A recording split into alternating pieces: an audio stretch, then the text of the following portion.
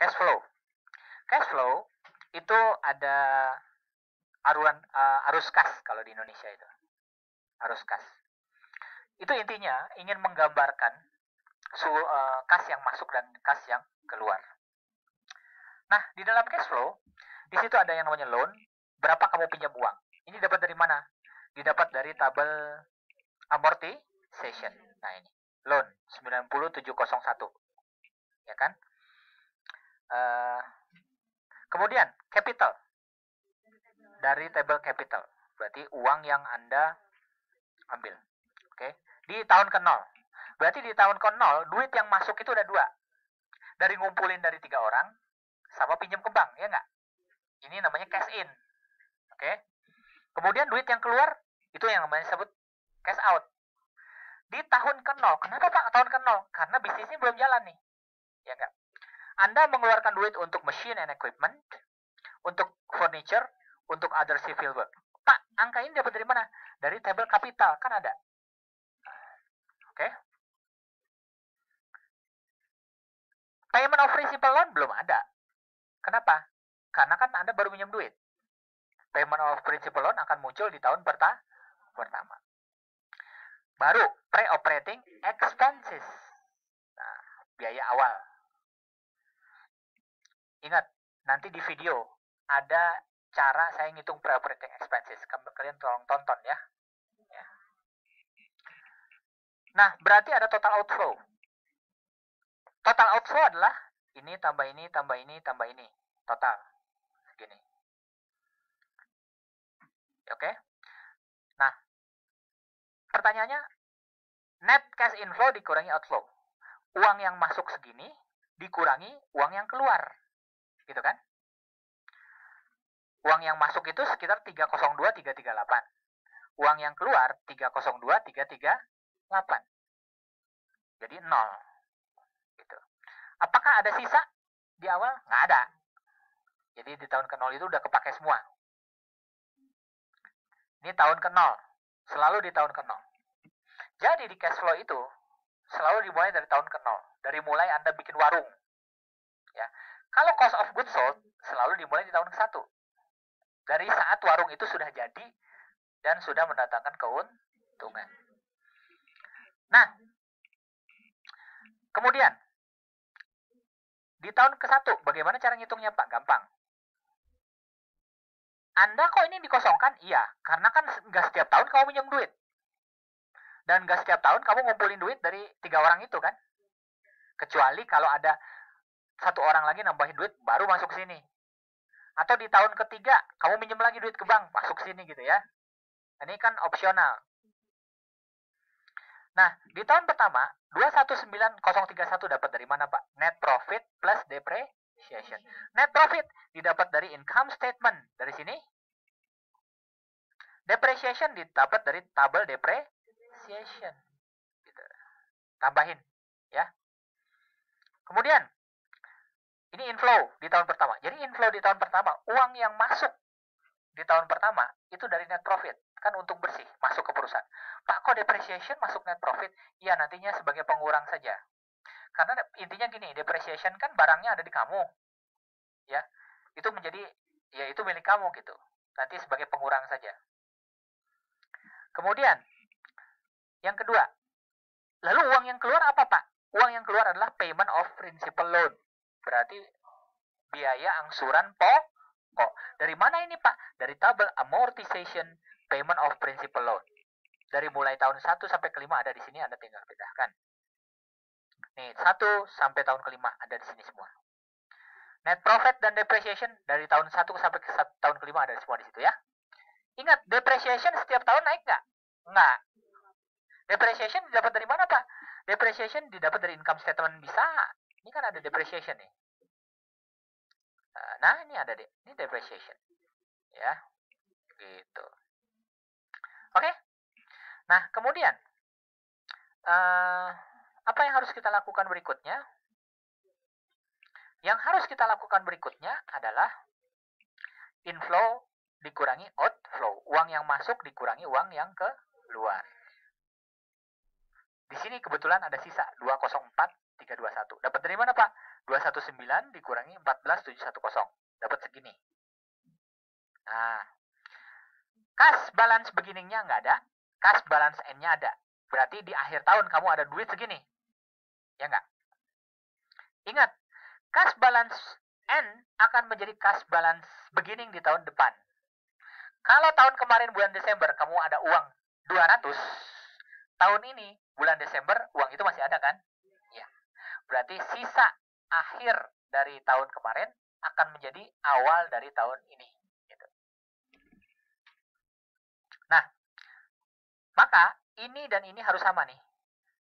204 didapat dari mana? Sama. Ini dapat dari mana? Sama. Gitu ya.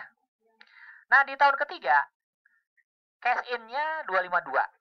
Cash out-nya 16,254. Ya nggak?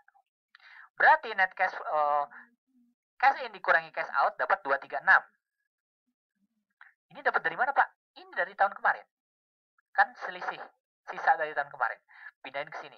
Oh, kalau begitu nambah dong uang kita. Iya, nambah. Ini tambah ini jadi ini. Gitu kan? Logikanya gini. Desember tahun ini saya dapat 200 juta. Desember tahun depan saya dapat 300 juta. Berarti duit saya jadi 500 juta. Gitu kan? Dan begitu seterusnya. Cash flow lebih rendah. Nah, sekarang kita lanjutkan break even point. Coba perhatikan.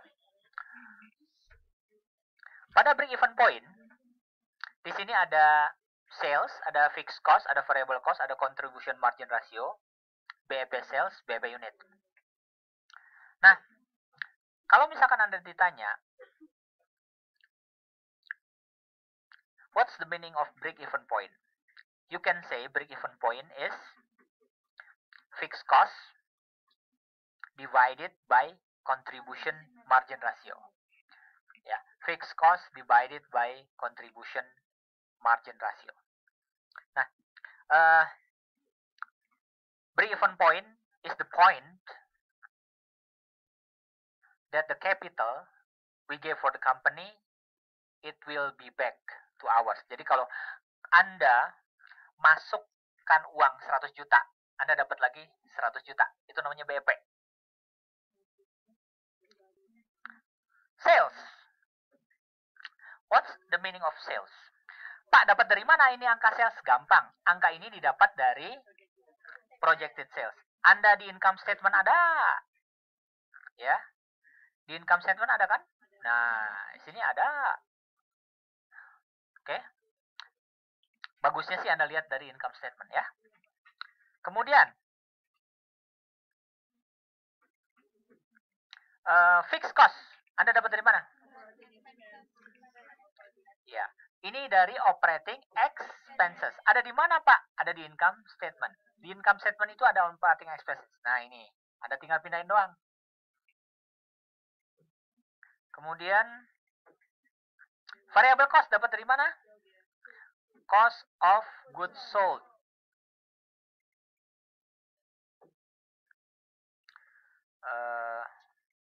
COGS ya? Cost of goods sold. B17 ya, ini dari cost of goods sold. Kan 5 tahun nih udah ada, tinggal dipindahin saja. Berarti variable cost itu adalah harga pokok. Kok dapat dari COGS? Iya kan? Uang yang kamu keluarkan untuk menyediakan barang yang akan Anda jual. Ya, berubah-ubah sesuai dengan jumlah barangnya. Kalau fixed cost tetap, berarti operating expense. Mau berapapun barangnya, dia akan segitu. Nah, bagaimana cara menghitung contribution margin ratio? Sales dikurangi variable cost dibagi sales dikali 100%.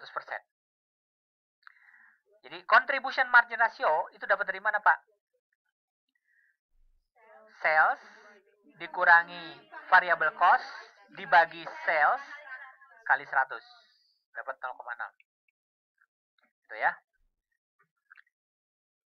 BEP sales adalah dapat dari mana BEP sales? Fixed cost dibagi contribution margin ratio. Gitu. Dapat BEP sales. Artinya di tahun pertama Anda balik modal kalau berhasil menjual 248.164 produk. Kalau Anda berhasil menjual ini, Anda balik modal. Kalau ingin untung, di atas itu. Gitu kan? Kalau ingin rugi, oh sorry.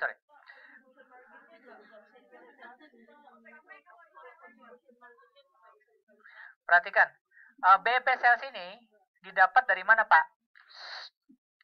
Apa artinya BEP sales? BEP sales itu artinya uang yang kita dapat dari penjualan. Jadi, Anda jual apa, uang yang masuk ke kantong kenceleng perusahaan itu berapa? Kalau uang yang masuk ke perusahaan masih 248.164, berarti Anda belum untung. Artinya plus. Untung itu artinya kalau uang yang Anda dapat sudah lebih dari ini. Kalau kurang dari ini, rugi. Pertanyaannya, berapa unit? Nah, kalau disebutkan break even point unit itu artinya berapa unit yang harus Anda jual sehingga Anda mencapai break even point.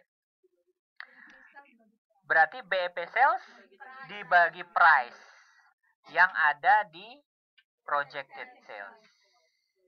Dibagi price total ya. Dibagi price ini. Ya. Itu. Itulah yang disebut dengan BEP. Anda lakukan untuk tahun pertama, kedua, ketiga, keempat, kelima, dan tuh.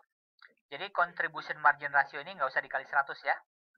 Contribution margin ratio itu adalah sales dikurangi variable cost dibagi dengan sales. Dapat 0,6. Ya. Jadi seperti ini rumusnya. Nah, kita lanjutkan. Masalahnya, produk itu banyak. Ya. Kalau misalkan di sini 8.272 barang.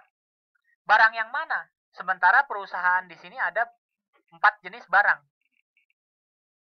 Nah, kita harus menghitung projected sales untuk masing-masing barang.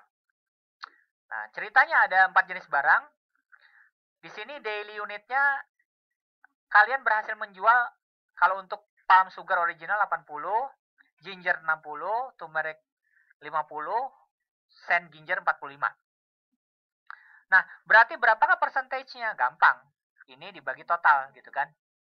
Oh, berarti dari total itu, yang masuk ke palm sugar 34%, yang masuk ke palm sugar ginger 26%, dan begitu seterusnya. Maka, Anda bisa menghitung BEP unit.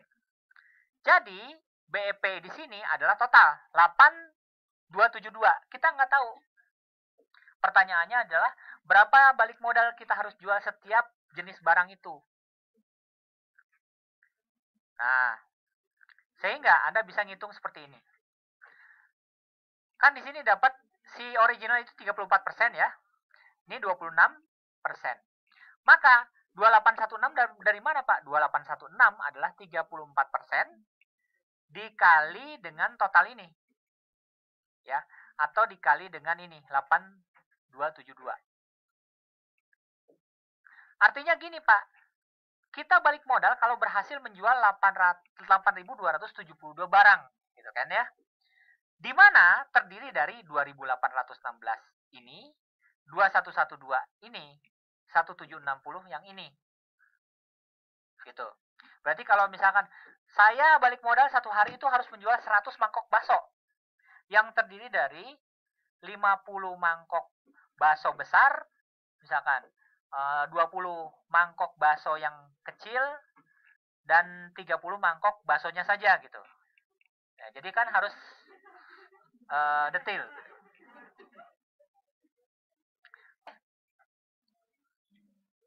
Balance sheet, coba lihat, perhatikan. Di sini, neraca itu ada dua. Ada total asset, ada liability. Kita mulai bahas dari tahun pertama. Current asset, yaitu harta lancar namanya. Harta lancar itu terdiri dari cash. Cash itu dapat dari cash flow. Di sini dapat 204321. Nah, dari cash flow, cash balance N. berarti uang kas yang ada di akhir tahun. Ini kan cash balance N nih.